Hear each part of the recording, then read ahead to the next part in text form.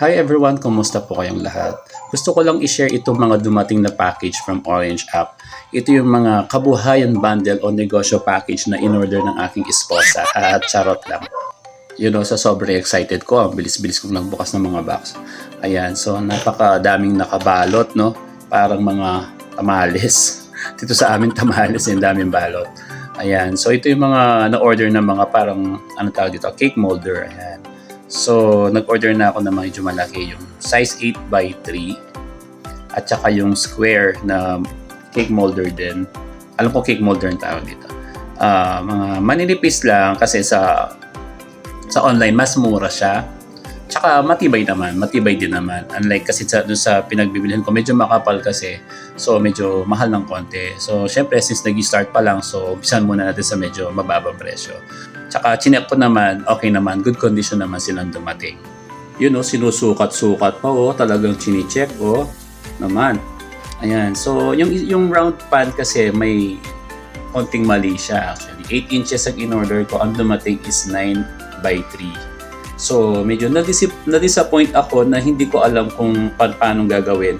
Kung isusoli ko ba or what. Kasi syempre binayaran ko is 8 inches, 8x3. Pero dumating is 9x3. Ano ang gagawin ko, guys? Ito naman is, ito sabi ko sa inyo, parang tamales, ang daming balot, di ba? Pero at least safe naman silang dumating. Ayan. So, ito yung mga cake toppers na in-order ni Esposa for pabor. Mga cake toppers na pang wedding, pang all occasion, ayan, kasi usually yung mga cakes ay pinanre-regalo, di ba? Kaya ito yung mga binili.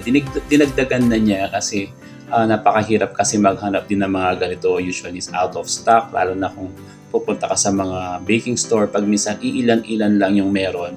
Tapos iba-iba pa yung size. Kagaya nito yung mga love, may mga syempre kasi ito walang pinipili siyang mga occasional mga cakes kasi kahit anong cakes na pwede siyang gamitin as cake topper kung pangregalo lang sa mga family or friends, ngayon, yung mga nililigawan nyo, mga jowa-jowa nyo, di ba? So, pwede siya.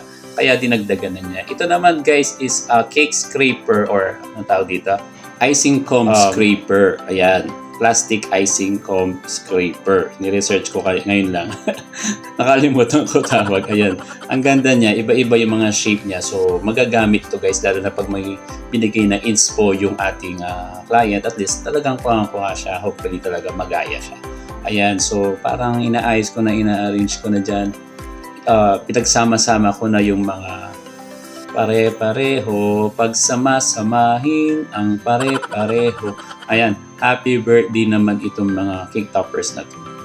Ang hirap din na walang cricut, guys, no? Ayan, parinig.com. Totoo naman kasi medyo may kamahalan yung cricut, pero in the meantime, ito muna yung mga gagamitin natin. Sana dumami pa yung mga cake orders natin sa tulong ng ating mga followers at yung ating mga kaibigan.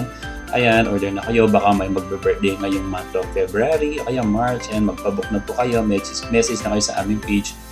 Ayan, so tinagdagan na ni esposa, ni wife. Ayan. Yeah, ang gaganda nito. Ayan, happy birthday naman ito. Karamihan gold. Mas maganda kasi pag gold siya. Napaka-formal tignan. Napakaganda pag nilagay sa cake as cake topper itong mga to.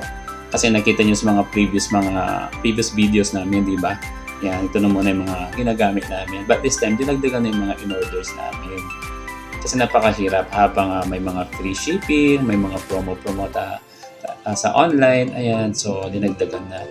And also, we're hoping na sana magkaroon din kami ng mga wedding cakes. If meron, guys, for sure talagang ipopost namin, i-video namin, i-share namin sa inyo. Medyo excited din kasi may mga nag-i-inquire. Sa mga fondant naman kasi hindi pa kami ganun ka-ready. Marami pa kami mga gamit na kailangang i-prepare. Siyempre wala pa tayong ganun kalaking pondo, wala pa tayong pera. Kaya taste muna. Wow, ayan, ang gaganda nila. Thank you for watching, guys. Till next video. Ayan, share ko lang sa inyo itong aming mga cake toppers.